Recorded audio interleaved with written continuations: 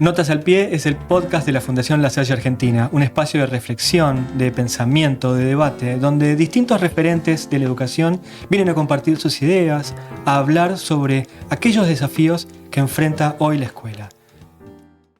En este episodio de Notas al Pie vamos a hablar con Mariana Mayo, directora de la Maestría de Tecnología Educativa en la Universidad de Buenos Aires, uno de los grandes referentes y además una de las personas que más admiro en educación. Mariana, ¿qué lugar ocupa hoy la tecnología en el aula? Sabemos que la tecnología está en todos lados, es ubicua. Pero cuando entra en el aula, ¿cómo entra y qué lugar ocupa? El punto tiene que ver con esto que marcás, está en todos lados, ¿no? Nosotros somos personas profundamente atravesadas por la tecnología desde un punto de vista cultural. Y en el aula esto tiene que ver tanto con nosotros como docentes como con nuestros estudiantes. Después, lo que pasa es que tenemos expresiones más o menos evidentes que cuando se vuelven muy evidentes, incluso podríamos decir que es porque son artefactuales, porque tienen que ver con los aparatos, como por ejemplo este micrófono. Eso no quiere decir que haya un reconocimiento de los atravesamientos culturales de la tecnología en nuestra vida, en las formas culturales en que se construye el conocimiento, en los usos que hacemos todo el tiempo, por ejemplo, de las redes sociales, de plataformas digitales. Esto quiere decir que hay un aparato. Ahora, lo que me importa como expresión de este momento de la historia es cómo esas tecnologías que hoy configuran casi podríamos decir matrices epistemológicas vinculadas con cómo se construye el conocimiento, sociales vinculadas con todas las formas en que se despliega en nuestra vida, culturales relacionadas con todo lo que tiene que ver con las expresiones de lo más variadas en las que nos metemos como sujetos, aparecen en el aula.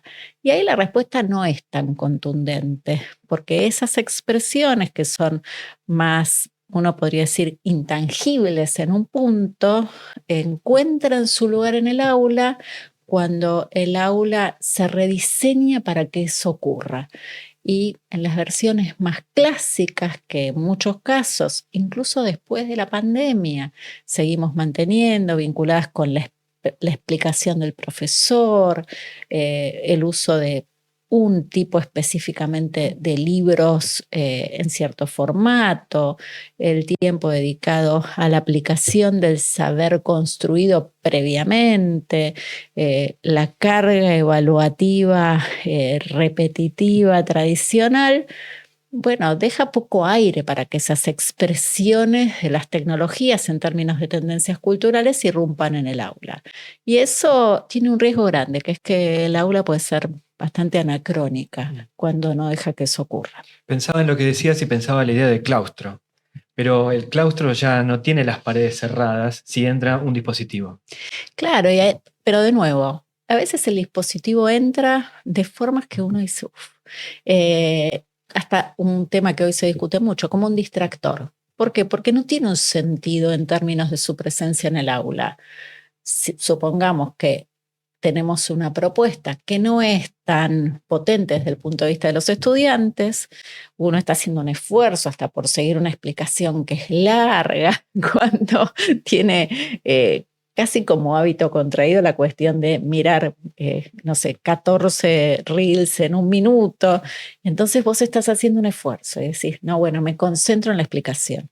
Pero te está entrando un mensaje o una notificación de una red social.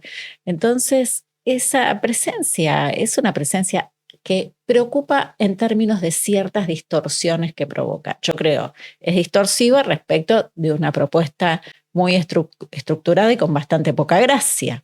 Ahora, cuando el dispositivo entra en el aula en términos de una apertura a formas que tienen que ver con el diálogo con otras y con otros que están en otro lado, con la indagación en términos de un trabajo de investigación, con la colaboración con organizaciones de la cultura que están más allá de la escuela, que pueden ser, no sé, desde el museo hasta la sala de primeros auxilios, cuando tienen que ver con formas contemporáneas de escritura, en colaboración, en términos grupales o colectivos. Bueno, ahí la presencia del dispositivo en el aula es una construcción como escribió respecto de otras cuestiones hace tanto tiempo Jerome Bruner, un camino a los mundos posibles. Y entonces ya no es el mismo dispositivo. Estamos peleando, ¿no?, en este momento con si los dispositivos te distraen. Y obviamente te distraen, pero te distraen cuando la propuesta es algo que uno podría encontrar en un segundo, ni digamos con inteligencia artificial, con un buscador de los más clásicos y conocidos.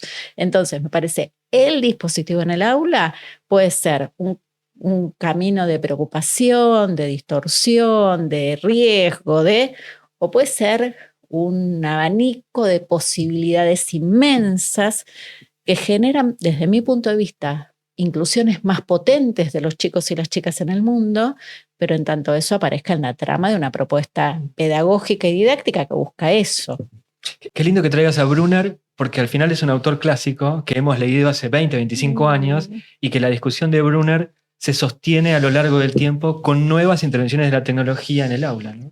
La obra de Brunner tiene un valor, una vigencia todavía que para mí es indiscutible, ¿no?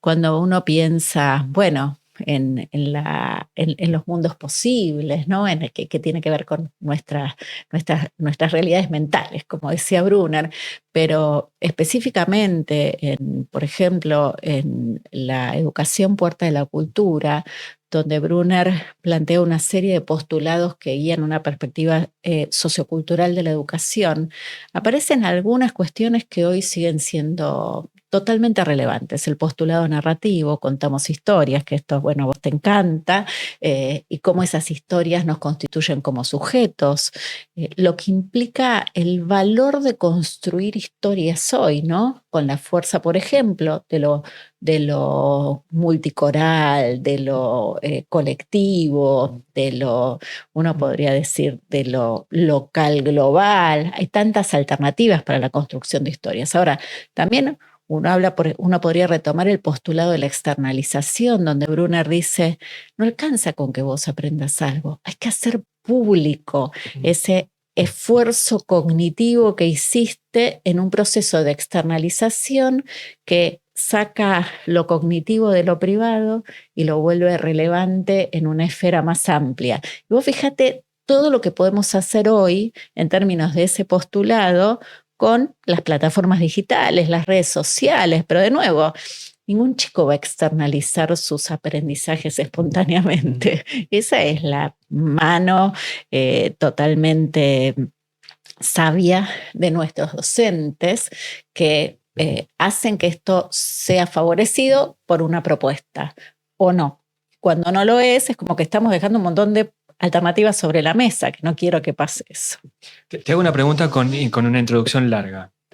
Josefina Ludmer, digo bien, tiene un libro maravilloso que habla sobre los modos de producción de la literatura. Y entonces decía que cuando se escribía a mano, la literatura era un poco más barroca, pongamos siglo de oro.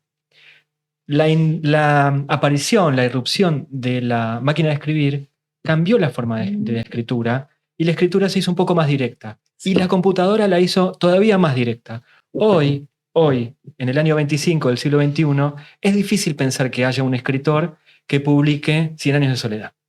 Que 100 años de soledad se escribió con la máquina de escribir. Y es mucho más difícil pensar en el barroquismo del siglo de oro.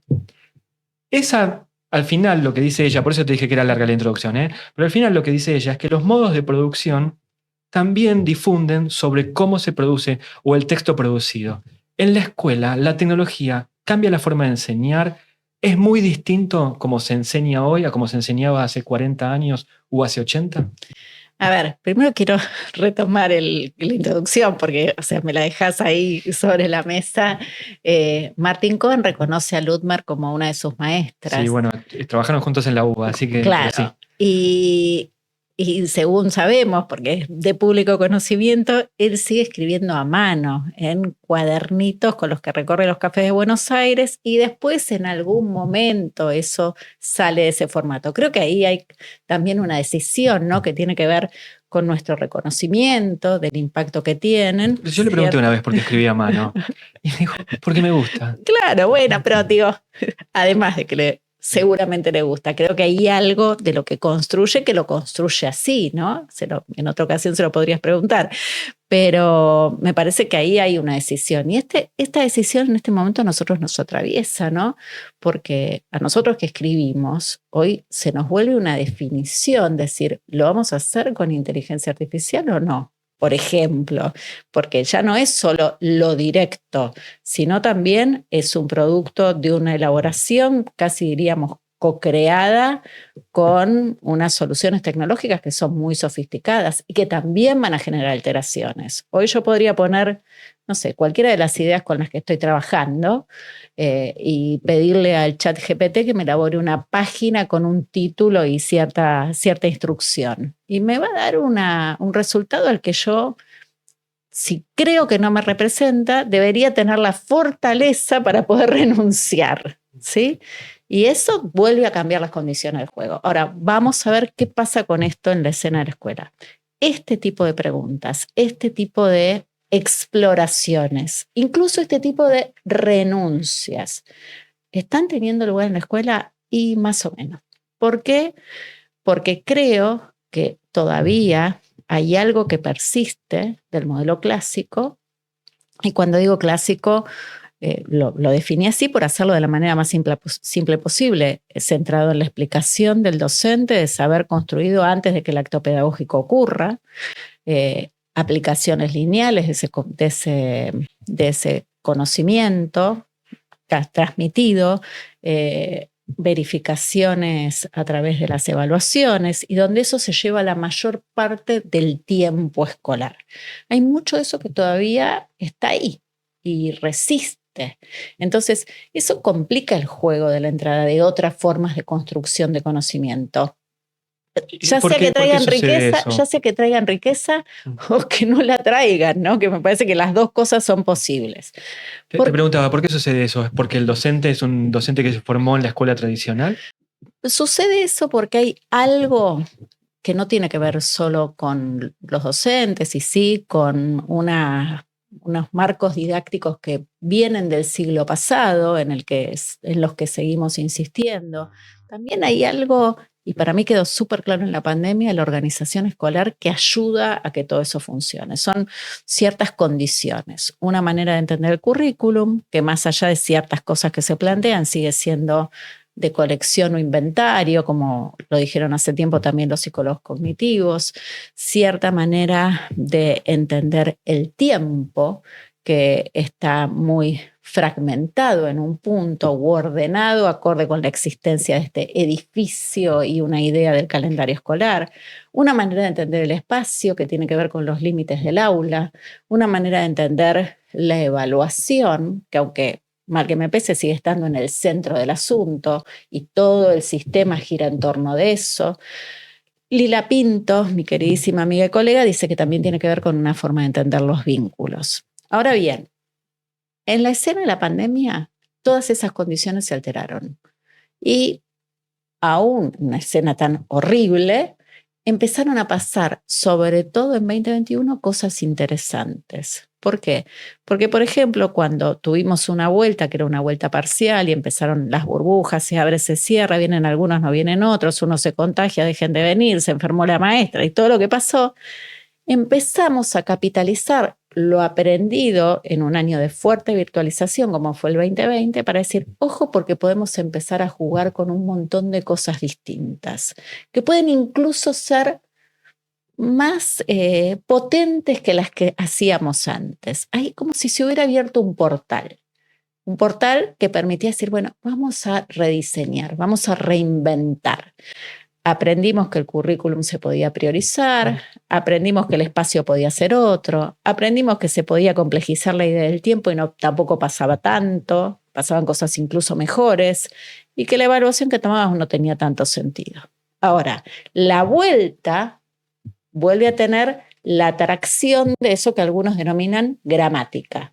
Y yo creo que esa gramática es incluso más fuerte que nuestros saberes docentes en el sentido de hacer las cosas de cierta manera. No alcanza con el hackeo de lo que vivimos en términos de la pandemia para quebrar eso. deja mucho aprendizaje y hay mucha gente que en este momento está investigando sobre eso. Ahora bien, se nos abre otro momento, otro portal que tiene que ver con el emerger de la inteligencia artificial generativa, que entra con toda la fuerza de la mano de los estudiantes y que viene a hackear el corazón, asumiendo que el corazón del asunto sigue siendo la evaluación. Entonces, creo que sobre la base de todo lo que aprendimos y de todo lo que sabemos respecto de esto, lo que nuestros docentes, directivos, supervisores saben de esto, viene, creo que un tiempo interesante para rediseñar. Lo que tengo que decir es que hablamos de tecnología, pero al final lo Hablamos de interesante es que didáctica. siempre hablamos de metodología de estudio, didáctica, pedagogía, vínculos. La tecnología al final es una excusa.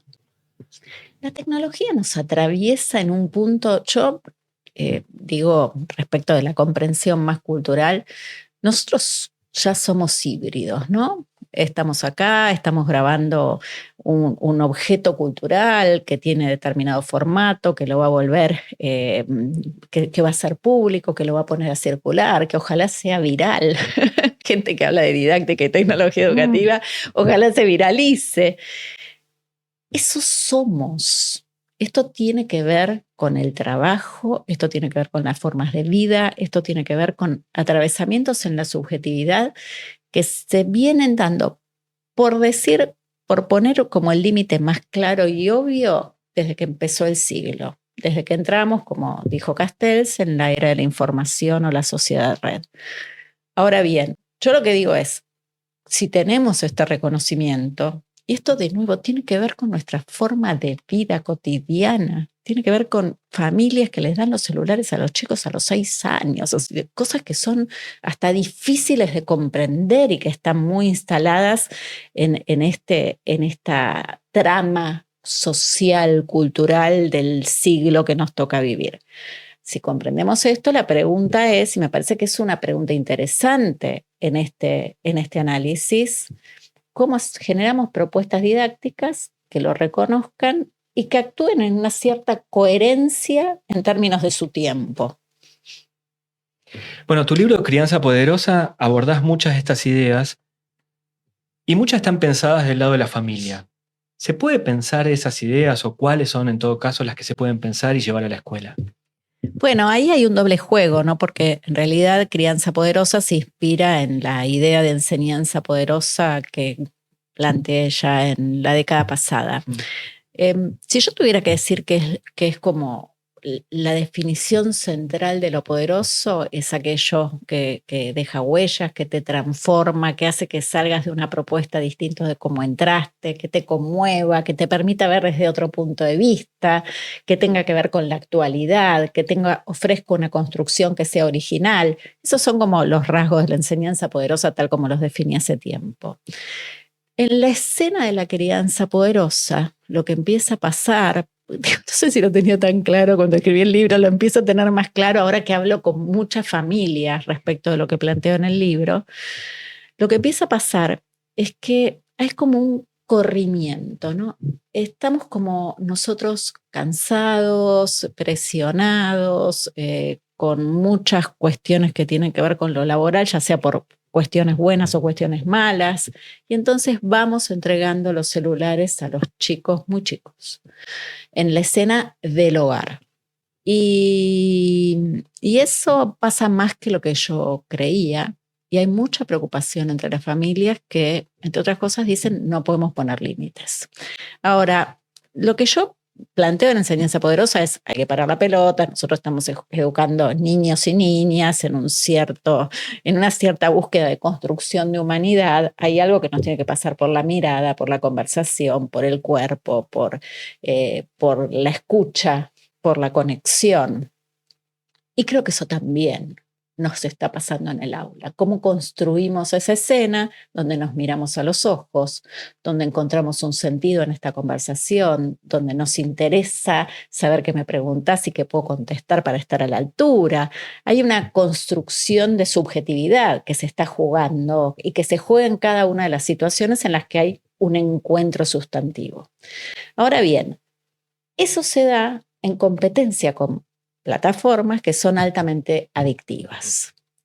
y que son muy atractivas y que están organizadas de una manera tal que tiene que ver con captar nuestra atención y nuestro tiempo todo lo que se pueda.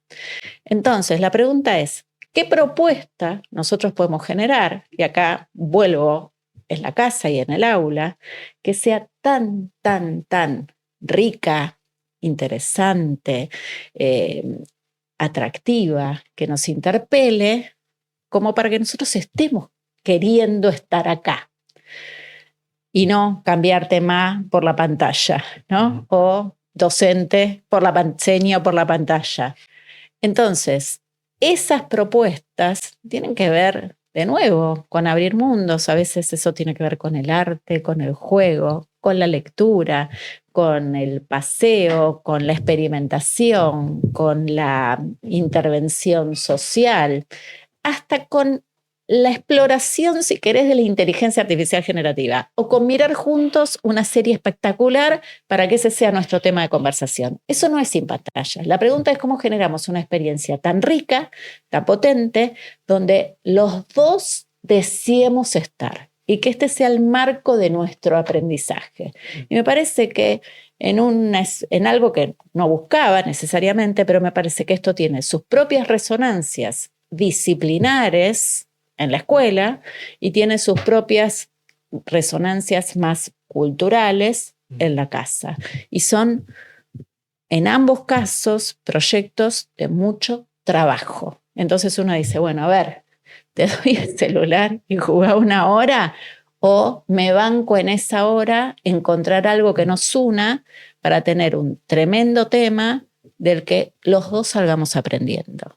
A mí lo que me gusta de hablar con Mariana es que nunca das una respuesta A, entonces B, sino que hay todo un análisis. Yo te agradezco tanto que tengas estas respuestas extensas porque nos hacen pensar un montón de cosas. Voy a ir a una pregunta que requiere de una respuesta extensa, pero también un titular, y es el celular en el aula.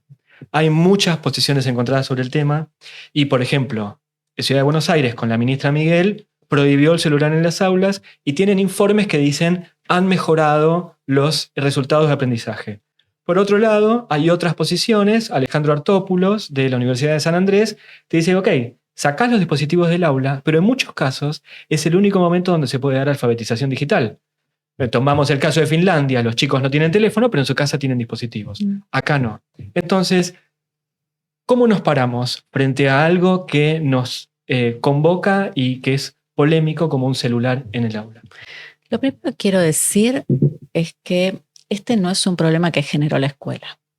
Este es un problema que en estas tendencias históricas, culturales, que podemos interpretar de las maneras más complejas, pero que nos ayudan a comprender por qué llegamos a esto, estos celulares los entregan las familias en las casas. Y lo están haciendo cada vez más tempranamente. Y lo están haciendo con muchas dificultades para poner límites. Y las familias que están poniendo límites sienten que no tienen respaldo. Que a veces no tienen respaldo de las instituciones, que a veces no tienen respaldo de las... Y entonces eso generó también como una suerte de presión. Y decir, bueno, que lo resuelva la escuela. Otra vez todo lo tiene que resolver la escuela. Entonces, eso es como lo primero. Lo segundo es decir, en la escuela se construye conocimiento en la escena contemporánea, ¿no? Nuestra escuela es para que los chicos entiendan la complejidad del mundo en este momento de la historia y en lo que viene. Y eso tiene atravesamientos que son de las tecnologías. Ahora bien, las escuelas de élite, que rápidamente tomaron una posición respecto a esto y dijeron, no, prohibimos, pero tienen tremendos aparatos y tienen tremendas oportunidades y laboratorios y las de edición y qué sé yo, que las escuelas públicas no tienen. Y además, en este momento, los programas de inclusión que reconocen la inclusión digital como derecho están cortados. Entre otras cosas, hipótesis gracias a ese debate. Entonces, lo que digo es, en este mundo, la inclusión digital es un derecho y tiene que ver con ser parte de la sociedad, con poder estudiar, con poder entender lo que se requiere para en un futuro ir al nivel superior o trabajar o lo que fuera que la persona quiere hacer, ¿sí? En esos términos, esto tiene que ser garantizado.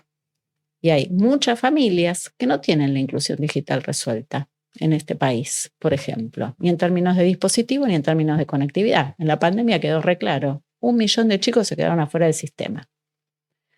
Entonces, lo que quiero decir es, si en la escena del aula, en la comprensión de que la construcción del conocimiento contemporáneo, hay tecnologías a disposición definidas, puestas ahí por las políticas públicas o por las instituciones, uno podría decir, bueno, perfecto, no se usan los celulares, pero porque hay un camino de construcción de esta complejidad contemporánea que es el conocimiento. Ahora, si no lo hay, como en tantos casos, y vos tenés los celulares guardados, está perdiendo una oportunidad de ofrecer una propuesta educativa relevante. Y ahí es donde nos metemos, me parece, en un lío. Entonces vos podés decir, bueno, pero no es que los tengan ahí para qué, porque después los chicos dicen cosas, ¿no? Dicen, bueno, si lo guardo mejor porque la que me llama para ver a qué hora salgo es mi mamá o para que me pregunta. Entonces digo acá. La interrupción en el aula es de los nuevo, padres, ¿sí? ¿no? De nuevo. Entonces, si en esa escena uno dice, vamos a trabajar con un simulador en matemática, ¿y por qué no trabajaríamos? Y la posibilidad que tenés de tener un acceso a un simulador de matemática es a través de los teléfonos celulares. O vamos a hacer una exploración con inteligencia artificial para que entiendas sesgos, que es algo súper como saber relevante de este momento si los hay. Vos podés hacer eso en un teléfono celular. Decís, no, lo guardamos porque hay una regla que no se saca.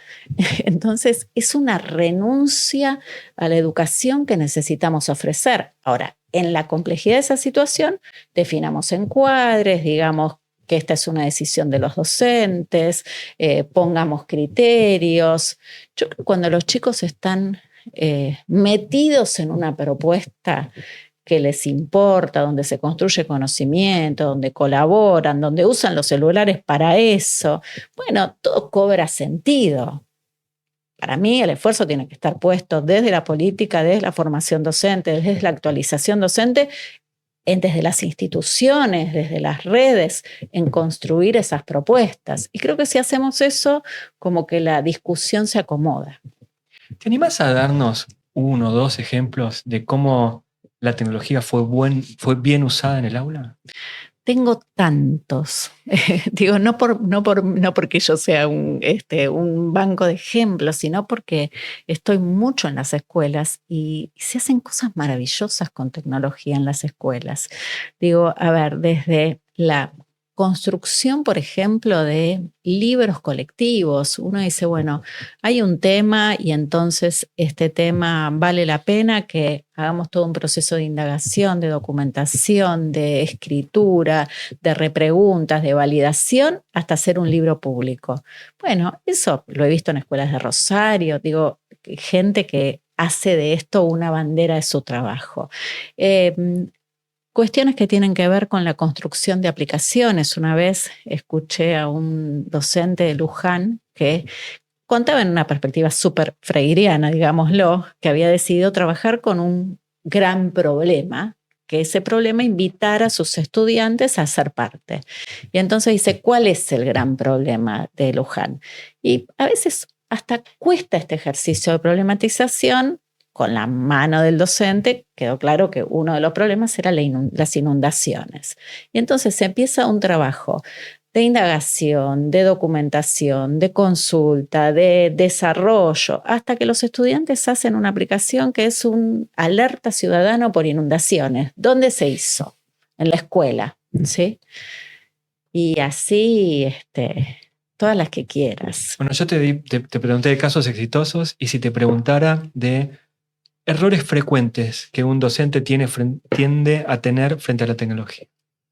Bueno, yo creo que voy a citar a otra queridísima amiga y colega, Karina León, que dice respecto de la inteligencia artificial, en este momento el peor error es no hacer nada, ¿no? Y yo comparto con Karina esta posición y esta es como una de las banderas en nuestro trabajo compartido en la Facultad de Filosofía y Letras, en la materia de Educación y Tecnologías, en la carrera de Ciencia de la Educación. Nosotras y nuestro equipo frente a esto tiene una posición que es en el emerger de las tendencias hay que primero conocerlas, meterse, explorar, ver los alcances que pueden tener en las propuestas didácticas de todos los niveles, ¿no? Uno no puede darse vuelta y mirar para otro lado porque esto, digo, la fuerza que tiene este momento es casi de tsunami, digo, nos va a llevar puestos y no queremos que eso pase porque creemos profundamente en la educación, en lo que hacemos en las instituciones, en lo que hace cada uno de los docentes cuando está en clase, pero uno tiene que poder, frente a semejante tendencia a este alcance, decir, yo entiendo este tema, yo trabajo con esto. Y me parece que ahí hay mucha gente en este país que lo hace, ¿no? Digo, yendo a los grandes ejemplos, Graciela Betancourt, que es la directora de la Escuela Tomás Alva Edison de Mendoza, cuando se empezó a hablar de inteligencia artificial generativa a finales de 2022, la encontré, nos reunimos un rato y me dijo, no, nosotros ya estamos usando. Le digo, ¿cómo están? ¿Qué están haciendo? Me dice, no, les dije a los docentes que planifiquen con inteligencia artificial. Le dije, ¿pero cómo? Me dice, claro, me dice, porque así van a entender de qué se trata. Les dije, les devuelvo el tiempo de la planificación, hagan todo con inteligencia artificial y entonces usen ese tiempo en generar mejores devoluciones a los estudiantes. Obviamente estamos hablando de alguien que siempre la ve venir, ¿no? Yo uso esta frase, ¿la ves venir? Bueno, ella la ve venir. Pero entonces es una escuela donde rápidamente lo que se hace es poner esto en manos de los docentes, para que lo critiquen, para que experimenten, para que vean los alcances. Y después ahí ya se arma un juego donde los docentes dicen, che, pero con esto podría hacer tal cosa con los estudiantes. Pero no es que entienden primero los estudiantes y después de que hace un año que están haciendo todos los trabajos prácticos, vos decís, che, ¿qué está pasando? No, esto es como poner esto en la escena de la escuela, en manos de los docentes, abrir el juego a la experimentación. Me parece que el error hoy es no hacer esto, citando a Karina León. Yo siempre tengo la duda de que los estudiantes usen bien la tecnología, que la saben usar, pero saben ciertas aplicaciones y que a nosotros, adultos, docentes, padres, nos toca acompañarnos en el pensamiento crítico del uso de la tecnología. Totalmente. Digo, este es el lugar de la docencia. Lo que pasa es que en estas escenas donde decimos, no, che, esto no es para nosotros, no ocurre ese acto educativo del que estás hablando. Por eso estas son cuestiones que, digo, a la corta, a la larga son cuestiones curriculares. Puede tomar más tiempo, menos tiempo, pero son cuestiones curriculares, que no tienen que ver solo con espacios que tengan algún tipo de denominación vinculado con lo tecnológico, en lo digital. Tienen que ver con el futuro de la medicina, tienen que ver con el presente de la arquitectura, o sea, poner en el tiempo que quieras, en la disciplina que quieras. Entonces, eso es un objeto que importa en términos educativos. Ahora, yo digo, y lo planteo en Crianza Poderosa, nosotros nos vamos a hacer cargo de que esta es nuestra responsabilidad como educación o vamos a dejar que esa propia educación la hagan los algoritmos. Porque una cosa es cuando decíamos, Pato, no, los chicos no saben usar una planilla de cálculo con todas las no saben hacer pivots. Ok, no saben hacer pivots. Pero hoy el ChatGPT les hace hasta las pivots. Entonces cambió la escena, ¿no? Pensando que hay hasta incluso saberes muy técnicos que antes uno decía, bueno, nadie se mete con esto, usan redes sociales, pero no sabrían cómo hacer una gran presentación, pero el tema es distinto. La gran presentación te la hace la inteligencia artificial generativa.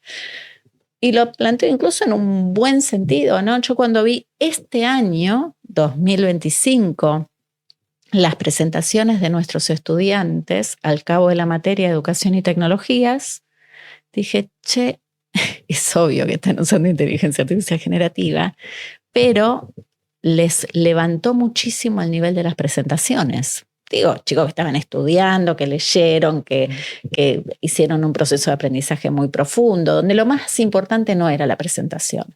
Pero esa presentación, desde un punto de vista profesional, porque acá estoy hablando de la universidad, los ubica en un lugar muy interesante respecto del oficio de tecnólogos educativos. Y el piso se lo subió la inteligencia artificial generativa, no nosotras. Y yo lo planteo, digo, en términos de hacer un reconocimiento, qué hacemos con esto, qué nos pasa con esto, cómo esto cambia las posibilidades en términos que van a tener ellos y ellas en el mundo del trabajo, pero hay como una escena distinta, ¿no? La gente que está programando con inteligencia artificial generativa, que lo que hacía en una semana lo hace en una tarde. O sea, me parece que ahí se abre un juego distinto que requiere mucho más saber. Esta mañana voy a hacer, mi hijo anoche estuvo ayudando en la realización de un trabajo, y acá voy a poner, me dice, él es animador 3D y no había tenido. Entonces me pone, ayer ayudé a terminar un trabajo con ayuda de ChatGPT. Mi hijo es un hombre adulto, ¿no? Es demasiado inteligente. Sigue, ya nadie va a aprender a escribir. Esa es mi conclusión de la mañana. Se le ocurren buenas ideas. Contrasta bien los ejemplos con los textos. Reconoce intertextualidades. El mundo se va a volver muy raro. Yo le contesto, ya se está volviendo raro. Igual, eso que decís, lo decís desde una educación excelsa. Entonces vamos a tener que seguir educando para poder entender las diferencias. Me contestó, ni te gastes. Mariana, muchísimas gracias por habernos acompañado. Muchísimas gracias a vos, un placer.